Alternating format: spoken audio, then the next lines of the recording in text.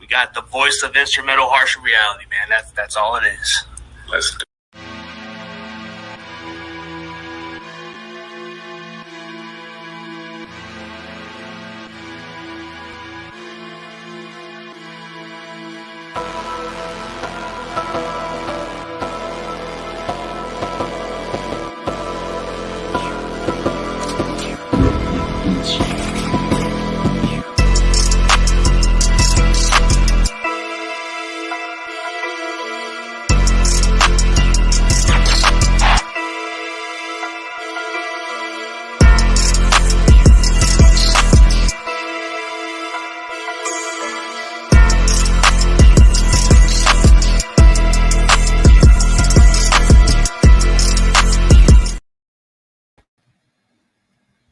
Everybody, we are back with another episode of Ruthless and Harp, and we got number 11 as in Brandon Ayuk, and my host Jay Harp is in the building. What up? What's going on, Ruthless? What's going on, man? Hey, before we get to those other topics, let's talk about the record-setting deal that we just heard. Nick Bosa is paid, man. Oh yeah, man. I mean, look, we've been talking about it all summer. All preseason, we needed Nick Bosa to get that contract. He's worth it. He deserved it. He's played as one of the best, if not the best, DN in the NFL since he's came into this league. And yeah, it's about time. I'm happy for him. He makes this Niners defense a top 5, top 3 defense. So let's go. Now I'm really excited for Sunday. Let's go. Yeah. Speaking of this matchup, what was our chances without Bosa against the Steelers? Let's be realistic. Like, we were going to prepare without Bosa. I was thinking, man, he might just hold out for a few more weeks. Mm-hmm. Man, so I would say, without Bosa, I wasn't really confident. With the run game, and then the pass rushing. Giving Kenny Pickett some time back there, who I think is going to be much better quarterback this year, giving him some time back there and not worried about having to deal with, a Nick Bosa, coming at him with all those weapons he has over there. I think it could have caused for some problems. But hey, we'll never know because, Bosa signed that deal and he should be in the building ASAP. So, yeah. Oh, and speaking of this coach, Mike Tomlin actually praised the 49ers, and he was actually having his players prepare for Nick Bosa to play. Was he kind of like thinking ahead, or was he actually kind of like a predictor or something? I mean, that's what a great coach would do. It's always better to prepare and for that person not to play rather than not prepare for that player, and then they end up playing. So no, that shows you what type of coach he is. He's a really good coach who's done it for a long time in the NFL, and that he did the right thing. Yeah, absolutely. He did the right thing. He was well aware. And then I'm hearing this questionable with George Kittle, man. What's going on, man? Is Kittle going to be rolled out, or I don't know what's going on? You know what? I don't know.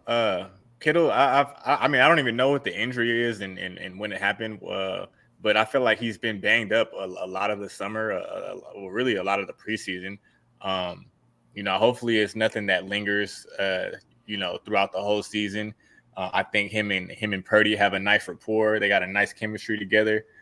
So that will only help out Brock Purdy if Kittle is able to, be healthy.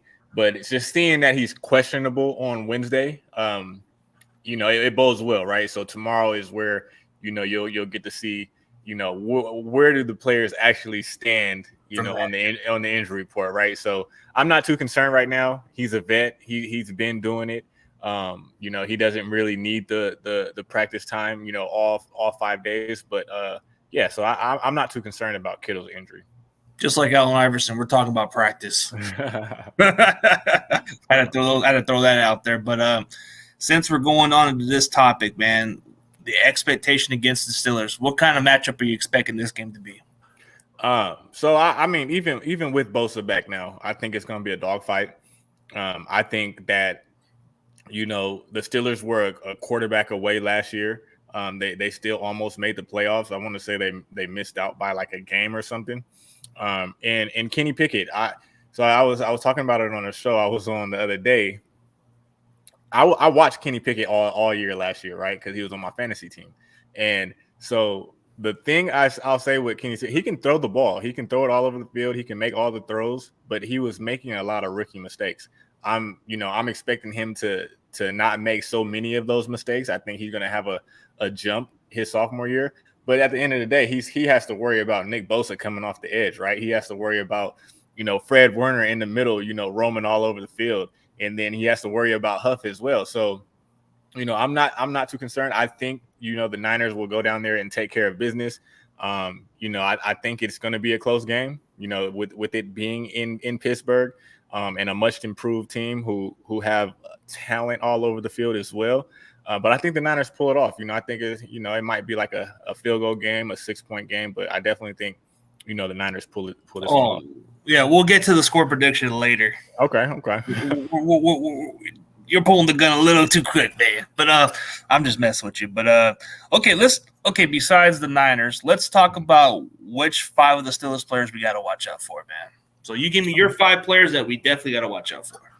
All right, I would definitely say George Pickens. You have to worry about him. He's a playmaker, and he showed it, last year in a short time that he played. So George Pickens, you have to worry about him. I'm gonna go a second stringer. You have to worry about Jaylen Warren. He's a change of pace back. That he every time he gets a carry, I feel like he's making something happen with it. Not saying that he just takes everything to the house, but he gets positive yards and he runs hard. So I would say those 2. 3, the tight end. The Pat Freiermuth. He's a quarterback's best friend, right? A young quarterback's best friend. So I think that Kenny Pickett is going to lean on him a lot. So, but I expect Fred and Dre, those linebackers to take care of that. And then 4th, I'm going to go on the defensive side. Obviously, T.J. Watt. We have to have a game plan for T.J. Watt, because if we go out there thinking like, okay, we're gonna allow our team to, block him one-on-one and not double team him or just not have a plan for him. Definitely not have a tight end out there trying to block him. So, if we focus on him and not just, our scheme could beat him, I think it'll bode well. But if we don't, TJ Watt is a defensive end that could wreck a whole game. He can wreck a whole game plan. He's a game changer, just like Nick Bosa is. So that's 4. And then on the back end, Minkah Fitzpatrick. You have to watch out for Minkah. He's a playmaker. He's always getting his hands on the ball. He's one of the best safeties, nickels in the league. So those are my top 5 for the Pittsburgh Steelers that we have to watch out for. I agree on it on a lot of different ways, but I'm going to have to go with a couple of different players that we might have to watch out for. So, okay, definitely number 1 is TJ Watt, because this guy's a game wrecker. This guy is going to rectify the position. He's going to go against McKivitz. So that's going to be a tough matchup. Let's see. Minkah Fitzpatrick, he can be a very good ball hawker. He's very good at what he does. So I can't disagree on that part. On offense, the one player to watch out for that I think that you didn't even mention was Deontay Johnson. Mm-hmm. This guy is a shifty receiver. He kind of makes some plays. You may want to talk about George Pickens, but no respect for Johnson. Oh man, I gotta give him the love then. You know what I mean? So gotta watch out for that guy. He's very shifty. He's a guy that we had to cover. So he could make some plays. He could be a factor too. So that might be a guy to watch out for.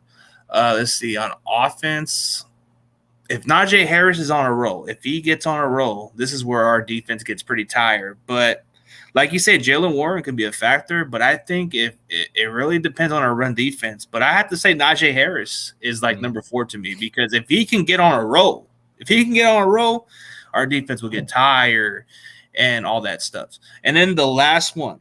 So the last one for me is Highsmith. This guy is an up-and-coming player. He had like one of his breakout seasons. This guy had an extension. This guy's going to be a factor on that defense, bro. So they got some 2 ballers that can get to the quarterback. But honorable mention, Cam Hayward, man. Watch out for that guy. That guy eats up the middle. So I might have to go with Highsmith and Hayward on both sides. I like those.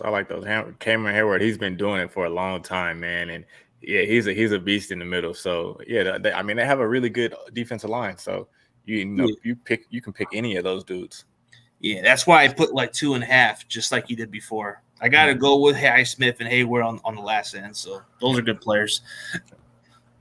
As far as players that for the 49ers to break out. Okay, so you go first on this one. 5 players who can break out against the Steelers, man. Let's go. All right.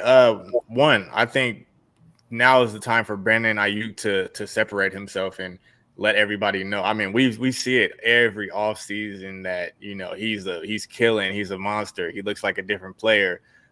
We see it every offseason, but I think this week this game against the Steelers, I think it's time for him to show, the world, the rest of the NFL that he is wide receiver 1 and, he can be that top 10, top 15 receiver, in the NFL. So that he's number 1.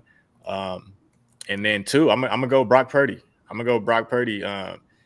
gonna show the world that he's past his elbow injury. He's gonna show everybody that he is a leader, and that he can lead this team to a Super Bowl. I know it's only week 1, but I think this is a start. He's gonna show everybody and prove to everybody that the Niners made the right decision in giving him the keys, which I think as well. So Brock Purdy is number 2. Let's see, number 3. I need somebody opposite of Bosa to step up. So Drake Jackson, it's time for Drake Jackson to have, his breakout game, cause havoc on the opposite side. I know Bosa hasn't been here for the whole offseason, but the Steelers do not care. They're going to focus on Bosa. He's going to get chipped. He's going to get double teamed, slide protection his way. All that they're going to focus on Bosa. So I need Drake Jackson to step up and, cause havoc, make a play, get some pressure on the quarterback, make it a living hell for him. Don't let him be comfortable back there. It's second year. So, make him look like a rookie still. And Kenny Pickett. 4, let's see. I'm going to go with Womack. I think him and Ambry are both going to see the field. I know Ambry probably has the nod right now as a starting corner in nickel, but I think Womack will get a chance to play, and when he does play, I hope that he makes the play, and I think he will. Like I said in previous shows, Womack is always around the ball. He's always there. It never looks bad when he gives up a catch. I mean, giving up a catch is bad, but it's never like, oh, where's the corner? He's always there. It's just a matter of if he gets his hand on the ball or not. So I'm expecting Womack to have a breakout game. And then for my 5th, let's go McCaffrey, man. I mean, we're hearing a bunch of, and I know it's a weird type of breakout game because he's a star. But we're hearing a lot about him being possibly the first non-quarterback MVP in a while, right? I want to say like 10 years or so. So yeah, let's show the world that you can be that. Maybe like 100 yards receiving, 100 yards rushing, a couple touchdowns. Just show the world that you can be that next MVP that's not a quarterback. So those are my 5. Okay, for sure. Okay, I like those picks, but I'm going to go with number 1, definitely Deebo Samuel. Let's see how explosive Deebo is, man. Can he be the Deebo of 2021? We'll see. He looks explosive. I gotta say, number 1 is definitely Deebo. Everybody's talking about McCaffrey. They're talking about Ayuk, but everybody's starting to forget about Deebo. Come on, man. Right. So okay, number 2. So on defense, man. As long as we can get to I guess number 2 for me would be Fred Warner. As long as we can get those turnovers and make some plays from here and there, I expect him to step up and make those stops and be good in coverage. So number 3 for me would be – okay, for number 3, I got to say Brock Purdy. It really depends on this offense because Brock Purdy's the quarterback. If he can do a good job and do exactly what he's supposed to do, we'll be okay. So number 4, I got to say Christian McCaffrey, man. This is the year for him to show that he, like you said, he's got a discussion to maybe be in the MVP discussion. So if he can stay healthy and produce the same way, I don't see no other reason why. And then definitely number 5. Okay, for number 5, it's going to be on the defense side of the ball. And I'm going to go with somebody like I'm gonna go with Hargrave, man. This is he already broke the bank. He was on a podcast with Ken Hayward, and he was talking about he's gonna let Pittsburgh know what's up because I guess he couldn't get a deal done a while back with them, and now he's in he left Philadelphia. He wants to prove his worth. He expects himself to have a breakout game. I hope he backs it up. I want to see what he does. So I got to go at number 5, Hargrave. I want to see how much of a difference maker this defense is with Hargrave. So that's definitely my 5th, guys. So what do you think, man? I like it. I like it a lot. I like everybody that you picked, man. It's time. I think, like you said, Debo, he has a lot to show, especially off of last year, and he admitted it. So he has a lot to show. He looked good. He looked good in the preseason. He looks fast, explosive. And I think he's going to have a big year, and I think he will break out in this game. They definitely will need him to. Yeah, they definitely do. He does more than just catch the ball. He could be a running back too. So there's another factor to his game. So, speaking of, I don't know, I guess a lot of people do fantasy football these days, but let's talk about fantasy football, man. Let's talk about maybe a few players on each team that anybody should start. Like, let's say they have these players on which team against these teams. So for me, it's got to be McCaffrey and Debo for those two guys. Mm-hmm. For the Niners, 2 of them, Debo or McCaffrey, doesn't matter. You'll get points out of those 2 either way. But for the Steelers, I would say Deontay Johnson might be pretty solid.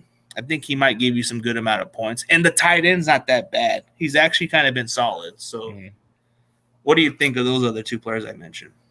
Yeah, I agree. So I would say, like you said, definitely all the Niners. I mean, you're never going to sit those dudes, right? I mean, those are playmakers. And so the Bosa, Debo, McCaffrey, automatic starts. Ayuk, automatic start. I'm definitely starting those 3.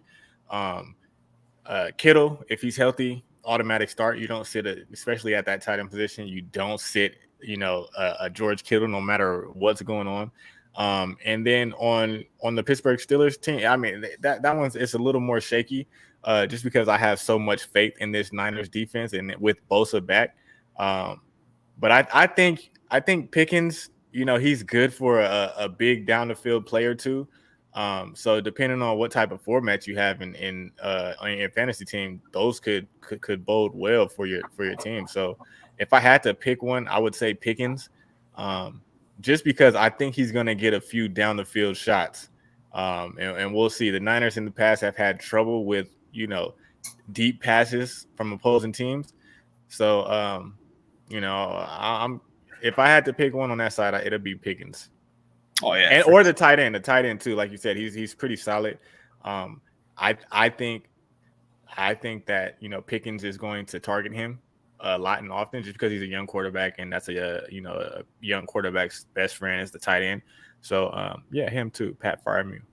Yeah, that seems pretty obvious. I mean, since we want to go into these little matchups, I mean, let's talk about matchups you're looking forward to, man. Like, let's go with so what matchup are you looking forward to this game? TJ Watt versus McKivitz, which should be TJ Watt versus McKivitz and everybody else on the offensive line and running backs and tight ends, because we need to chip him and double team him and make sure he doesn't wreck the game. So that's the matchup I'm looking forward to. There's going to be a time in the game where McKivitz is one-on-one with TJ Watt. So, I mean, yeah, they're one-on-one. So I want to see how he holds up. Granted, he's going against one of the best pass rushers in the NFL for some time now. So I'm looking forward to that matchup. Yeah, that should be a good matchup, because we want to see what McKivitz is made for. Like, he hasn't really faced a caliber like TJ Watt. So, yeah. I mean, maybe he had some help with Aaron Donald matchups, but he's going against a real good defender, so that is definitely a good matchup. But you know what matchup that I'm talking about that I'm looking forward to? Let's see. I'm looking forward to, actually, at the position that you'd be surprised, I want to see Warner versus one of their running backs. I mean, I want to see what they do against Jalen Warren, right? Yeah, Jalen Warren and Najee Harris. Najee Harris, but I think in some matchups he's going to cover the tight end too. So I think whoever Fred Warner matches up, I'm intrigued by. But I guess our cornerbacks versus their wide receivers is something to look at. If can we limit their yards? I think that would be intriguing. Yeah, and like I said, they have talent all over the field. So at the receivers position, they have Allen Robinson, who's done it for some time. He hasn't had like a big season since he's like the past couple of years. He hasn't had that big of a season. But they have George Pickens up and coming. We've seen the plays he can make. He's a bona fide playmaker and can make all types of catches. And then we know Deontay Johnson. Like Deontay Johnson is the ultimate route runner. I love the way he runs routes. I think he can get open on anyone. He just doesn't get in the end zone that often. For sure, last year he didn't get into the end zone, but he has the ability to move the chains versus our corner. So I'm like you said, I'm looking forward to that matchup. Demo, what's he going to do out there? Charvarius Ward. And then Ambry Thomas and Samuel Womack against those receivers. I'm locked in, man. I'm ready to see what's going to happen. It's a good matchup. Yeah, I'm intrigued by that. But then I'm wondering who's going to return our kicks. Is it going to be who I think it is? Is he going to be the one returning kicks, Ronnie Bell? Yeah, for sure. I don't see anybody else. I don't think they put Brandon Ayuk back there. It has to be Ronnie Bell, kick return and punt return. That's what I think. But since our receivers are inactive, like I think only 2 of them are inactive, don't we have to consider bringing in another receiver from our practice squad? Yeah, which would probably be I would say Conley or Snead. I would say, I don't know. I would probably Snead just because he has returning ability. And he has that experience, just in case Ronnie Bell gets hurt or something. I would think Snead, but but Ronnie Bell definitely has a nod to start it off first. Yeah, for sure. But I think with the guys who are going to miss some time, it's going to be McLeod and Danny Gray missing time. So you're going to have to add another receiver. So Ronnie Bell is technically the 4th wide receiver as we speak. So he's going to either return the kicks or they're going to either go at one of the guys from the practice squad. Yeah, it has to be Ronnie. He's had the most time back there. He looked decent back there. So I would say, yeah. And I think that's the reason why he made the roster. Outside of his play, in the preseason, he had a really good preseason. But what made him extra special is his return ability and able to catch punts and return kicks as well. Yeah, and he kind of breaks tackles here and there, but what makes him so unique is he can actually catch the ball on a short pass and make it into something. Yeah, he's a Kyle Shanahan type of receiver. I'm not too big on his route running, but sometimes like in this offense, sometimes you don't need it. Sometimes they find a way to get you the ball in space, and you got to get busy. So, yeah, I think he's a Kyle Shanahan type of receiver. Yeah, and I was having one of these discussions with Damon Bruce, and he told me that what he thinks of Ronnie Bell is he thinks of Ronnie Bell with taking some type of pills, just being like Deebo Samuel or something. I don't know what he said, but he said something about some type of pills or something where you take some pills and you become Deebo Samuel. It's like I wouldn't claim him as Deebo yet, but he has that potential to.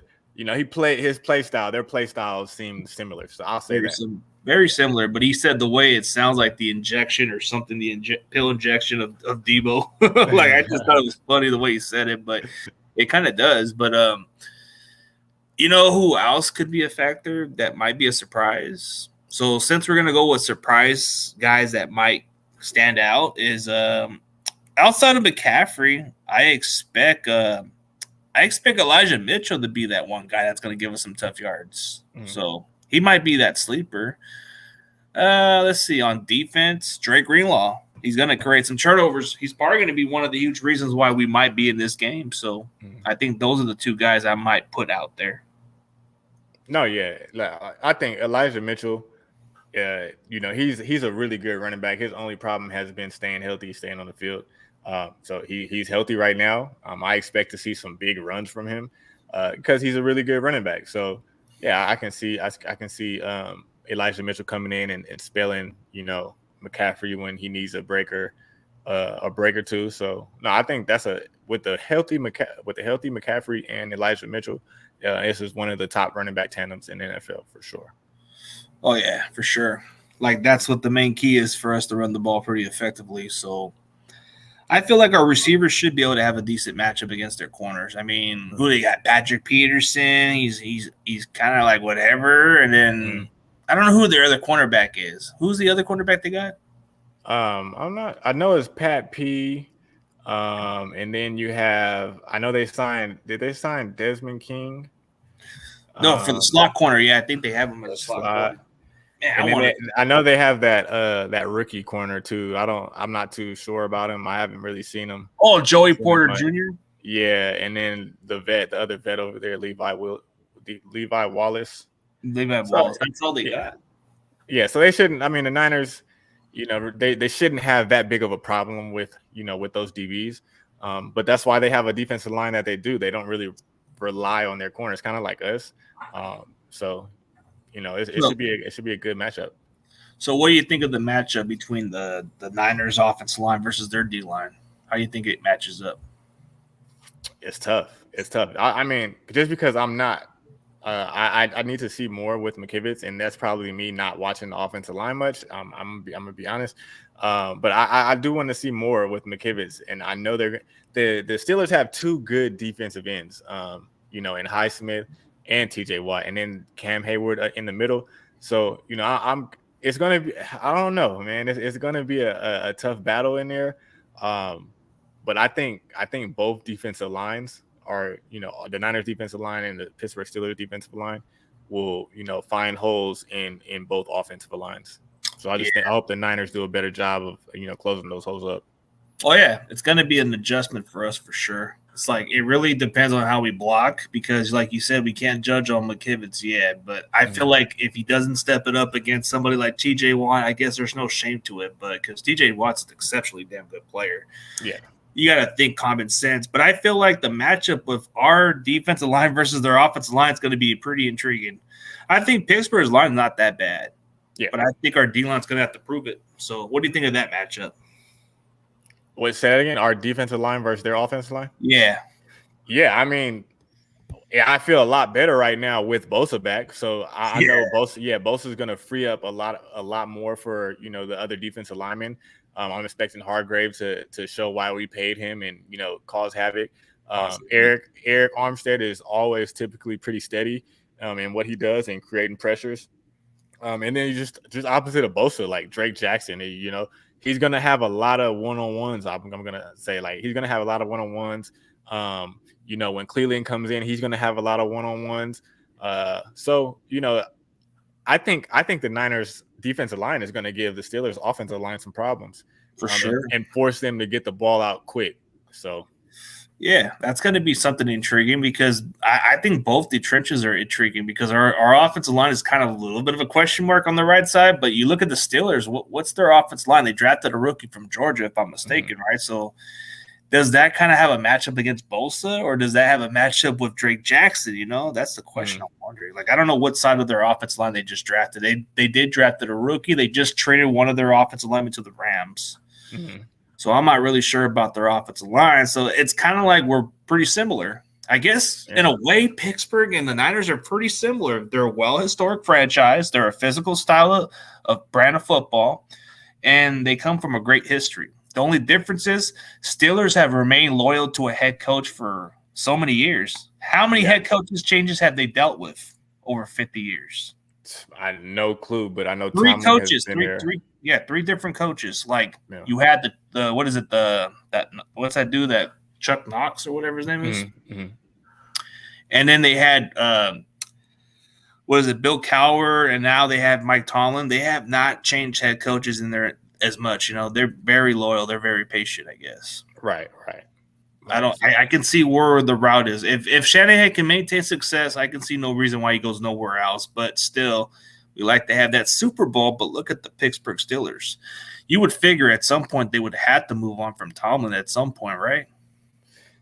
Nah, I mean, he had a rookie quarterback last year, and Mitchell Trubisky. I think he did pretty good, man. Like for what he was given, I think he did pretty good. He almost made the playoffs, and what was that the first time he did? Is that the first time he missed the playoffs in some time? I think he's missed only a couple of playoffs, but still, at some point, like, I mean, he's been around longer. He's made adjustments, but, you know, sometimes job security doesn't keep you around too long. But for whatever reason, he's lucky to be on a great organization like the Steelers. Yeah, I definitely think he's earned it, though, as well. He's earned the right, yeah. Yeah. Yeah, I'm not questioning it, but I'm just thinking at some point, you know how some teams don't have that patience for too long, even though you've been there for too many years. I mean, look at the Broncos. They let go Mike Shanahan after those years of success. Mm-hmm.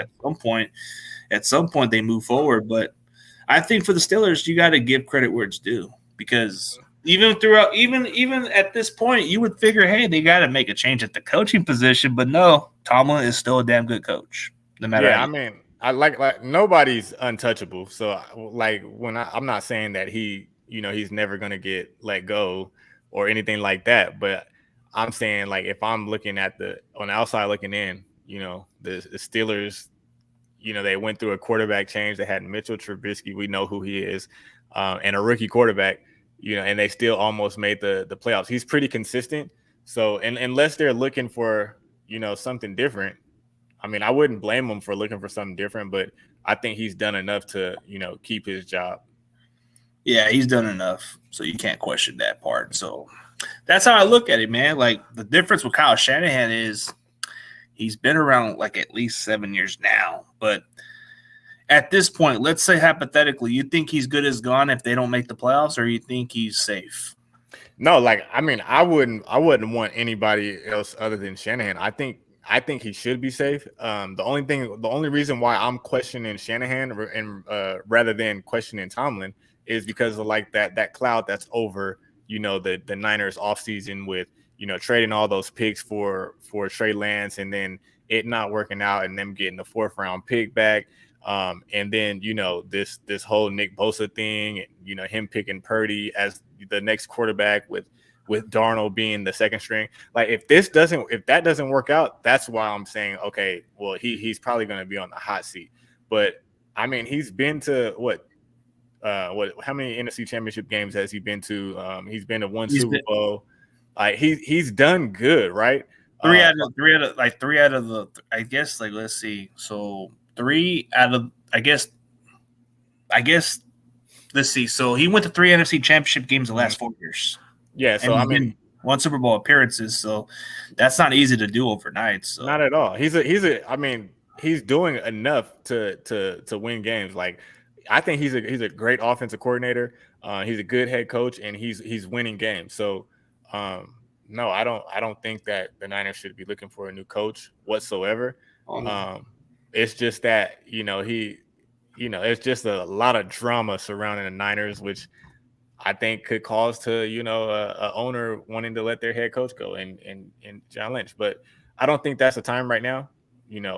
I think we're going to be good this year. So it's not even going to be a conversation. Not at this point. If you're pretty much proving consistently that you are what you are, man, it speaks volumes. So I feel like we'll be all right. I mean, I just question his little decision. Yeah. But can he get us to stay healthy? That's been my question mark with Kyle, man. Like, you can build a damn good team, dude, but you get a lot of these injuries, and then you choke on the biggest stage, man. That's got to change. This is what we're not like those other fan base. We're not like those fan base that's like, oh, yeah, at least we got to the conference championship. No. We're the 49ers. We come from a different standard where it's Super Bowl or we don't care. Yep. I mean, some fans are saying, well, at least you're not going through the Chip Kelly and Jim. What does that got to do with it, bro? We come from different standards. We don't care about regular season. We don't care about conference. If you are the old school OG Niners, you know what I'm talking about. These newbie Niner fans, they don't know what we're going through. Yeah, I mean, the Niners, they've been about championships, whether that's conference and Super Bowl champion. They've been about that. And sometimes that does get lost. They went through a stretch where they were pretty bad. Yep. But at the end of the day, they're the San Francisco 49ers, and they're known for winning championships and winning Super Bowls. So, yeah, I can understand for the fan who's been around, and who experienced those Super Bowls and all those winning seasons, yeah, I understand that it's Super Bowl or bust. So, Yeah. we are the mean, Niners.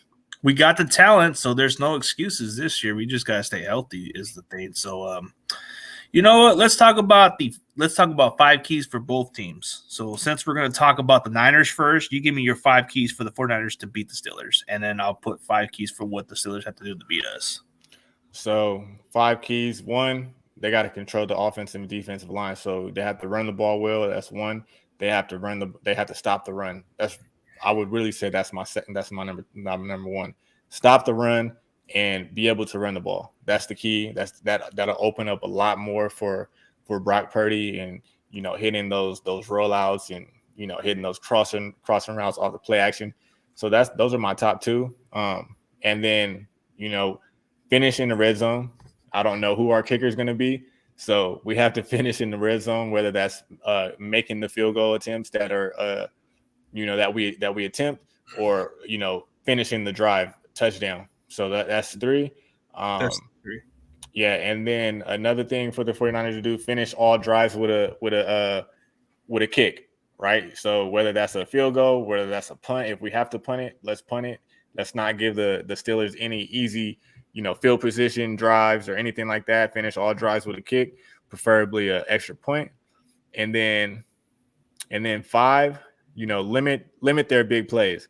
I think that their receivers are big play receivers, especially Pickens, and the Deontay Johnson. I think those 2 are huge factors. Huge factors. If we can limit them, along with stopping the run, I think we can get a W easy. So it's easier said than done. Yeah, but I think the Niners are capable of doing that.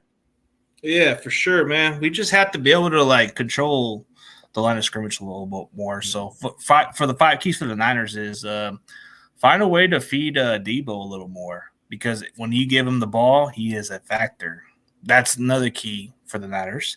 On defense, try to limit their offense. I mean, Kenny Pickett might surprise people, so we might need to limit his passing yards and try to get to him. So that's the main key, is to limit Kenny Pickett, because like you said, he could be a sleeper this year. I think he might be the surprise sleeper, so I think limiting Kenny Pickett would be key. So number 3, find ways to get McCaffrey. Find ways to utilize McCaffrey, but keep him fresh. That's the main key. So number 3 for me. Oh, and is it number 4? Number 4, create enough pressure, man. Get some pressure on Kenny Pickett, man. Make him flustered, man. Make that defense create some turnovers up there. And then number 5, it really depends on our kicking game. Can our kicker make the points? I don't know. Is Jake Moody going to play, or is it that Matthew Wright that we signed off the practice squad? I think special teams might be a little bit of a factor. Yeah, so I think that could be the factor right there. So let's talk about 5 keys for the Steelers, even though I don't want to talk about it, but we got to look at it this way as an outside looking in for other teams. So the 5 keys for the Pittsburgh Steelers, they got to play very physical and run it down our throats. They got to be like that type of team. So Pittsburgh, they got to establish that running game and try to run it down our throats a little bit. Let's see. The time of possession for them would be key, because if they can get the ball more than us, more than likely they have a chance to beat us. And getting to Brock Purdy is key for the Steelers. Getting that pressure up front, creating some turnovers. That's the main key, is getting pressure on Brock Purdy. Make Brock Purdy beat them passing the ball. Limit their running game. The Steelers have to limit our running game. So that's number 4. And the main factor is to find ways to feed George Pickens the ball. What do you think, man? I like it. I'm going to go with, they got to run the ball. They have to, if they're successful running the ball, that's going to create time of possession and, these long drives. And if they can do that, you're keeping the offense off the field. So a long drive for the defense is never good.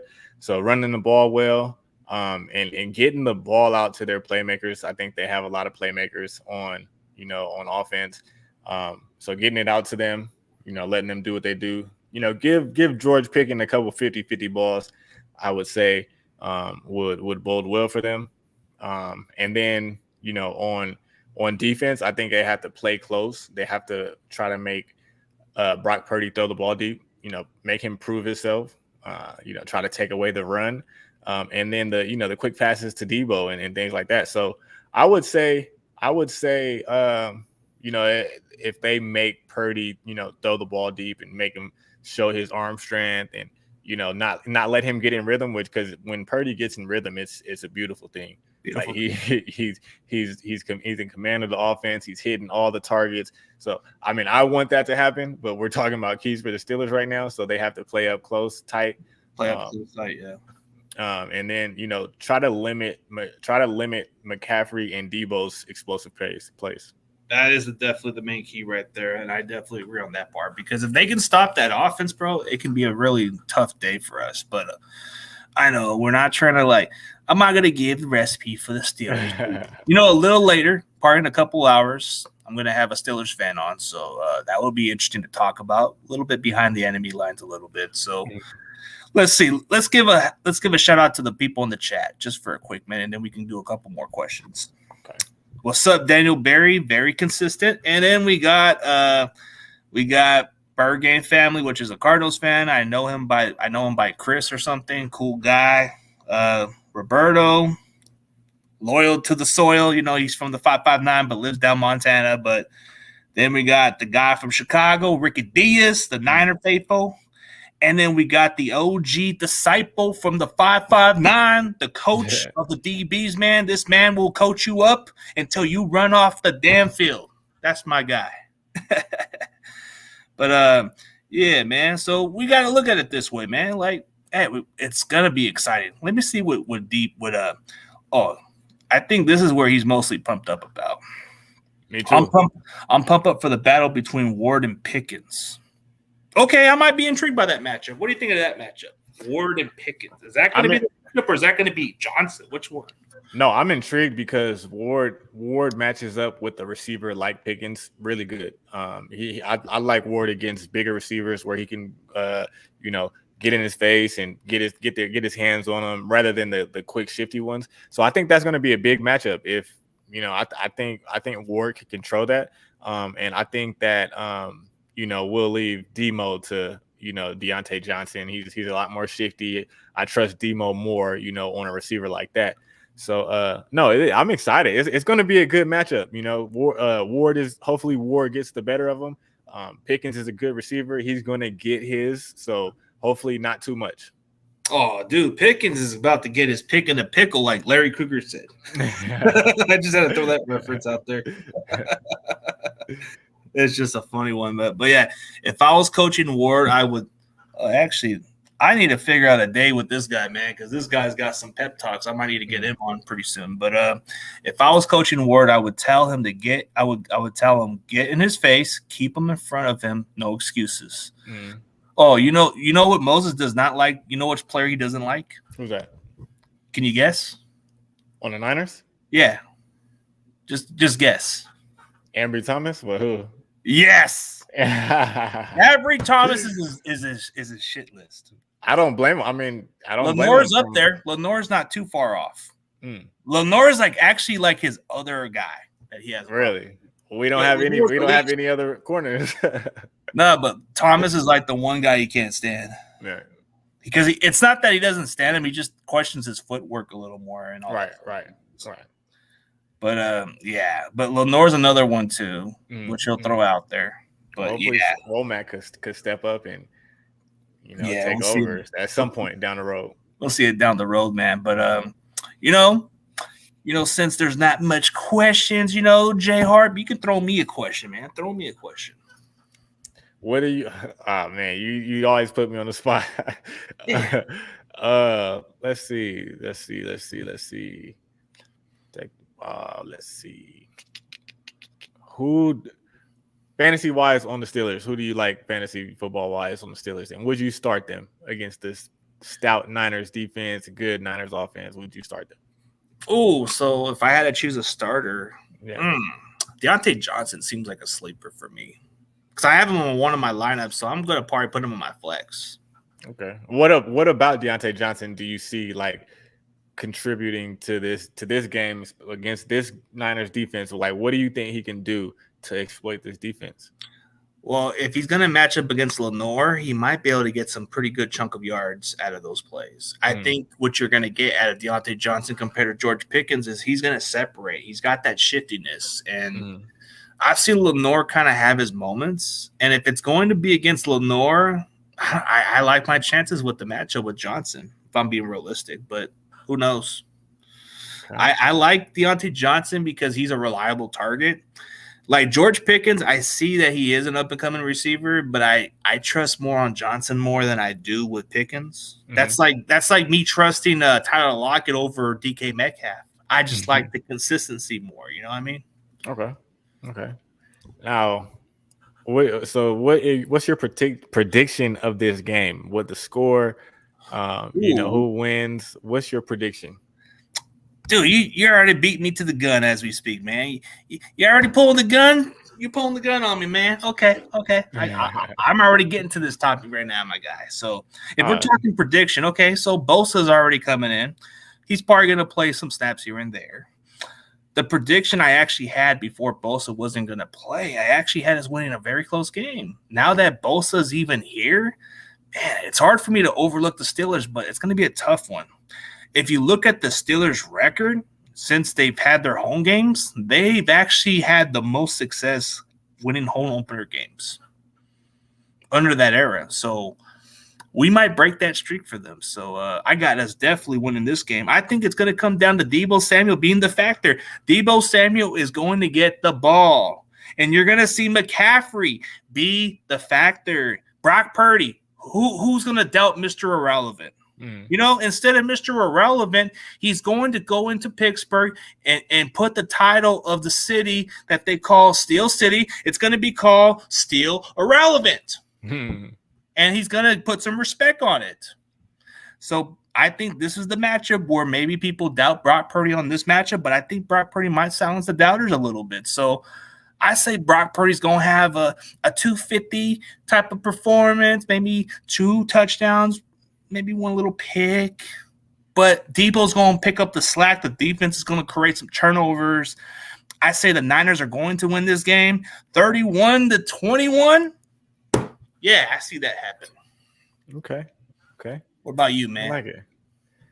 No, yeah, I agree. I think the end of the score, the final score would be 21-17 Niners. You know. They got the ball. They got the ball last. They run the ball. They run the clock out.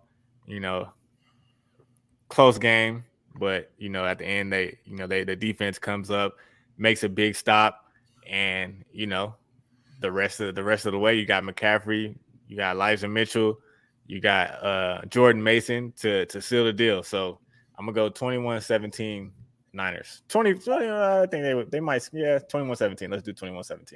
So it's going to be a close game. I actually had it as a close game from the get-go because we didn't have Bosa. But now we have Bosa. That makes the chances even more. Right. Ooh, right.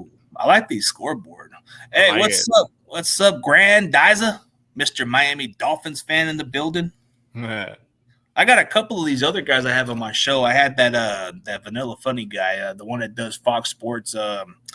He does Fox Sports with Chris Bashar. I had him on what was his name? VJ Husky. I had him on like a few days ago or something.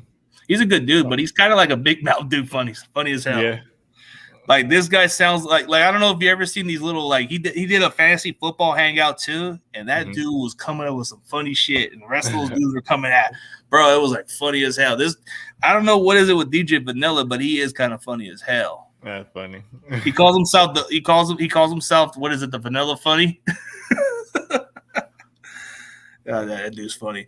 But speaking of it, hey, Grandizer, you want to throw some questions, man? This is the perfect time to throw some questions, Grandizer. I know you're the guy with the questions, man. Come on. And Moses, you're the one with the questions. Throw the questions. Rick Diaz, come on, man. Throw me some questions, man. Throw me and J-Harp some questions before we come on a good note, man. And for everybody else, go subscribe to Josh Harper TV, or I'm going to go look for you. I'm going to come right down your door, and I'm going to tell you, you better subscribe to him before I pound you. No, I'm just playing. Oh. I made you laugh, right? Yeah. Oh wait, didn't you have that guy? Oh yeah, I did. I think that's the guy you're talking about, the one that was on Fox Sports. Yeah. And Moses, I'm gonna come right down your doors too, man. No, I'm just playing. Oh, okay. Okay. I like this question. So you answer this question. What are the chances it comes down to a field goal? I mean, it's a good chance. Like I said, I think the Steelers are an improved team. I think they'll have a more improved Kenny Pickett. And so it's a good chance. I don't think it does. I think it's going to be in between a touchdown and a field goal. So, I'm thinking like 4 to 6 point game. But I think they're at home. So I think it's going to be a dogfight. It's going to be a good game. But do you think it's going to come down to a field goal? Is what he's saying. What are the chances that it comes down to a field goal? No, so my score was 21-17. Oh, so it won't be coming down to a field goal. Okay. No. So the chances of a field goal is 30% chance of it happening, or what is it, 40%? Not too bad. As far as the chances, I don't see no chance of a field goal. Maybe we get our garbage yards and we still move the chains. We have a touchdown lead. We just run the ball, and maybe we have a little chance to kick a field goal. Maybe. But Grandizer, this man got the questions, man. The man's got the questions of the hour, man. Dude, okay, so season prediction. I did say our ceiling could be 14 wins. As far as the most is Brock Purdy. Obvious. Brock Purdy, unless he gets injured, and maybe Sam Darnold out of the blue looks like the damn magic, but I got to say Brock Purdy for sure. Rushing yards, a healthy McCaffrey. Receptions, Brandon Ayuk. Sacks, it's got to be Bosa or you're tripping. Tackles, I'm going to go with Dre Greenlaw, actually. Interceptions. Interceptions. Is it going to be Mr. Hufunga or is it going to be Gibson? So I'm gonna just toss it up, and I'm gonna say it's Hufunga. So there you go, bro. Here's that question for you. There's that question for you, man. The question. Oh, for me? Yeah, Jay Harper for you. Oh yeah, you said it. I mean, it's a given. Passing yards, definitely Purdy. Rushing yards for sure, McCaffrey. Receptions, yes, Brandon Ayuk. He's the better pure receiver. I'm not saying he's a better player, but he's a better pure receiver. Sacks, that $1 million man, that multi-million-dollar man, that $100 million man, $100 million man. Almost keep going up. We can keep going up. Bosa for sure. Tackles, we got to go with Fred. He's and then interceptions, Huff for sure. Man, Huff the Puff, man. Oh, here's one for you, man. Here's a good question. So we'll put this question right here. Was it asked now that Bosa is signed? Who should be next and why? And if there's another worthy of a nice contract extension? Okay, Jay Harp, you can answer this one. Yeah, man. I think everybody's signed that needs to be signed except for Huff and Brandon Ayuk. Those are the next two I can see, or potentially that's their contract year is coming up, and then they're going to have to get paid. So those two, yeah, I think you have to bring them two back. Because Ayuk is the best pure receiver on this team, and Huff would be the next one. Yeah, he would be the next one. Huff. It would be Ayuk. Ayuk's contract will be the one that comes up next anyway. So I would have to say Ayuk. Yeah, Ayuk for sure. That's not even a discussion. That's a no-brainer. Yeah, Brandon Ayuk, Huff. Yeah, Huff can get himself a nice, decent contract, but I think Ayuk's going to have some type of contract similar to Debo, if not more. So it could be. I don't know how they can. How can they pay everybody like this? I'm curious, bro. How did we just pay Bosa, but then it doesn't really affect our cap for this year? It only affects us for next year, but I think they had to make some structures. I'm not too much of the cap space guy, but I know somebody on Twitter, or should I say X, by the name of Jason Hurley. So maybe we'll bring him in to discuss the little cap room at some point. But it's an interesting contract. Yeah. So I didn't think we were going to pay him that kind of big money like that. I mean, you kind of have to. I mean, he's one deep. You talking about Bosa? Yeah, Bosa, yeah, bro. You kind of have to. I mean, he's won Defensive Player of the Year. Yeah, he's actually really good. I want to say, didn't he lead the league in sacks last year? So like, I mean, you got to either pay him what he's asking for or trade him. And I don't think they're trading him, so they had to pay Bosa, which I agree with. Pay him. Yeah. Oh, to answer Grandizer's question, I don't know about those players winning Rookie of the Year, but if I had to choose a Rookie of the Year on our team, I gotta say Ronnie Bell. Ronnie Bell, for some reason, the most improved player, in my opinion. This may be a surprise, but I think Debo comes back to form. Comes back to form a little bit. So I think he'll be the most improved player because last year he took a huge step down. So if I'm going with worst player of the year, Javon Kinlaw. Obvious, he's still here. So that's definitely my list. But Jay Hart, man, what's your list of the Rookie of the Year and most improved player and worst player of the year? Rookie of the Year, Jair Brown. I think he's gonna start to get comfortable. He's gonna come on strong.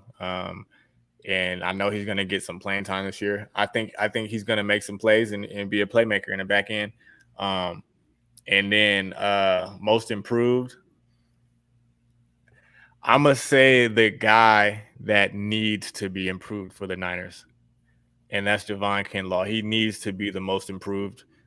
He could possibly be their best run defender. And so we need him to be most improved. So we see flashes of it in preseason where he's like just getting back there, blowing up the whole play.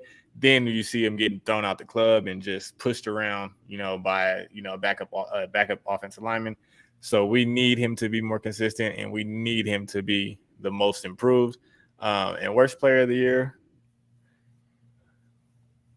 I don't know. I mean, the worst player of the year has to. I don't know, man. I mean, he's hurt right now. We'll go with Jake Moody. He's hurt right now, so if he doesn't end up playing, he's the worst player of the year since we picked him in the third round. But he also has a chance to be the Rookie of the Year. So depending on how he does. Oh, so you're gonna throw the kicker under the bus, man? Throw the kicker under the bus, man. He got to get his mental strength right. Right, man. I like how you think of it, bro. I like the difference. A little bit spicy in that way, bro. I don't know, something about me and you. I like to bring a little best out of you, man. I like to be that Mike Singletary or your old school dad. How you bring the approach, man. Come on, I'm challenging you a little. Yeah, what's up? Oh, what's for dinner? I'll tell you what's for dinner, Grandizer. I don't know. I'll find out later with my wife. I'm pretty sure you got something in mind, Jay Hart. Me, I don't know. Probably I might go to get some Mexican food or something. Burritos or tacos or what? Burrito, probably a burrito. Ooh, man. Yeah. Talking about burritos, it's making me hungry. No, for sure. Yeah, no, I'm definitely hungry. So, true or false? One more question before we end it. True or false? Or the Niners will trade for a quality right tackle before the trade deadline. Oh, man. It really depends on McKivitz. If McKivitz performs up to the level, I don't see no reason why they wouldn't make that move at all. But if McKivitz doesn't step up to the plate, I could see us make a move for that. But the chances of that happening, I'll say it's undecided because we got to see what McKivitz looks like first. So I'm going to say no. I'm going to say false for right now. Because they are giving McKivitz the benefit of the doubt right now. So I can see that. But what do you think, man? So I think they gave McKivitz the keys for a reason. And they'll give him more time than just up to the trade deadline to make a trade. So the only reason why they make a trade is if McKivitz gets hurt. And they need depth, or they don't believe in their depth, which I don't. So that's the only way. That's the only way I think they trade for a quality right tackle is if McKivitz gets hurt. Oh yeah, dude, I can see that it's happening, and I guess Jake Moody is Moody for me too. I guess I'm kind of critical on Jake Moody too, but I wasn't going to throw him out there. But okay, but for everybody else, thank you guys for your time, and for everybody else, man, go check out Josh Harper TV, man. Go subscribe to this guy. He is a former Fresno State player. He comes from the bloodline. Like, I'm not talking about Roman Reigns bloodline. No, I'm talking about NFL bloodline, like his dad, Willie Harper, damn old school linebacker that know the business, and he got some success, man. When the name is Harper, that means business. We'll check him out. Appreciate that, my guy. Appreciate it, man. And we already passed the hour mark. And, for everybody else, thank you guys for tuning in. And as always, go Niners. Go Niners.